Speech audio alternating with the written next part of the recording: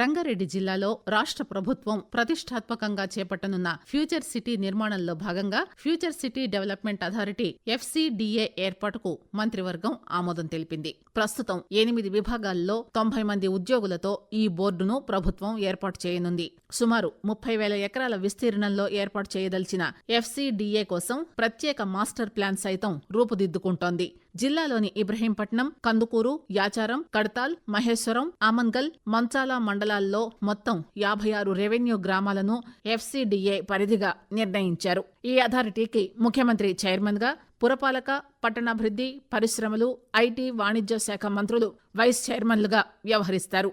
రంగారెడ్డి జిల్లాలోని కంచగచ్చిబౌలిలో 400 ఎకరాల భూమిని వేలం వేయాలన్న రాష్ట్ర ప్రభుత్వం నిర్ణయంపై విద్యార్థులు, రాజకీయ పార్టీలు, పర్యావరణవేత్తల నుంచి తీవ్ర నిరసన వ్యక్తమైంది. హైదరాబాద్ కేంద్రీయ విశ్వవిద్యాలయానికి ఆనుకుని ఉన్న ఈ వివాదాస్పద స్థలంలో రాష్ట్ర ప్రభుత్వం IT పార్కుతో పాటు ఇతర మౌలిక వసతులు కల్పించాలని నిర్ణయించింది. ఈ భూమి తమదేనని రాష్ట్ర ప్రభుత్వం చెబుతుండగా HCUకి చెందుతుందని విద్యార్థులు, విపక్షాలు వాదిస్తున్నారు. ఇదిలా కొనసాగుతుండగానే ఈ భూములను చదును చేసే పనులను ప్రభుత్వం ప్రారంభించింది. దీంతో ఇక్కడ విస్తరించి ఉన్న జీవ వైవిధ్యం దెబ్బతింటుందని పర్యావరణ ప్రేమికుల నుంచి ఆందోళన వ్యక్తమైంది.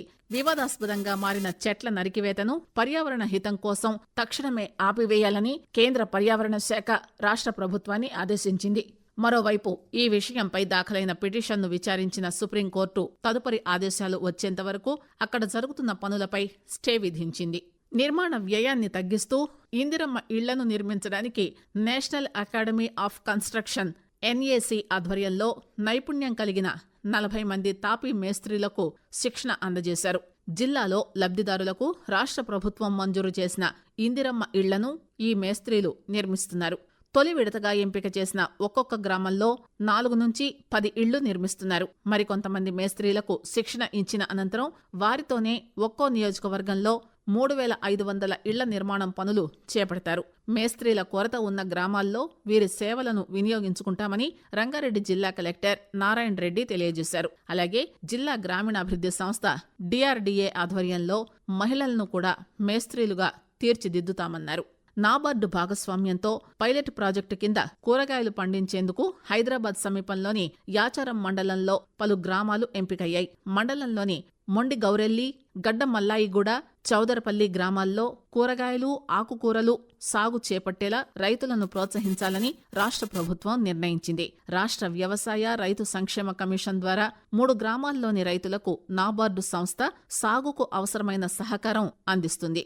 తొలి విడతగా 250 మంది రైతులను ఎంపిక చేసి వీరి నుంచి వ్యవసాయ ఉపకరణాలు, డ్రిప్పులు, స్ప్రింక్లర్లు, పైప్లైను, నాణ్యమైన విత్తనాలు, తేనె, పట్టు పరిశ్రమలకు సంబంధించిన దరఖాస్తులు స్వీకరించారు. వీలైనంత త్వరలో ఇవి మంజూరైతే రైతులు సాగు క్షేత్రంలోకి దిగుతారని రాష్ట్ర వ్యవసాయ రైతు సంక్షేమ కమిషన్ చైర్మన్ ముదిరెడ్డి కోదండరెడ్డి తెలిపారు.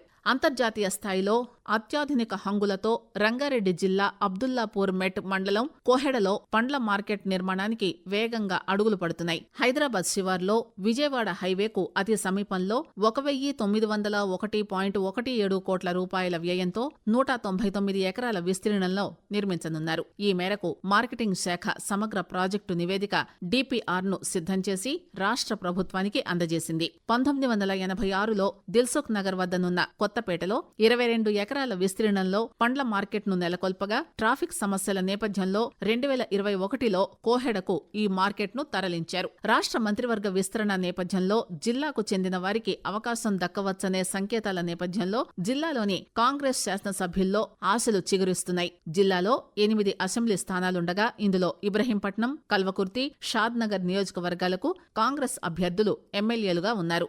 ఫార్మసిటీ కోసం తీసుకున్న భూములు ఫ్యూచర్ సిటీ కోసం ప్రభుత్వం ఉపయోగించనుంది.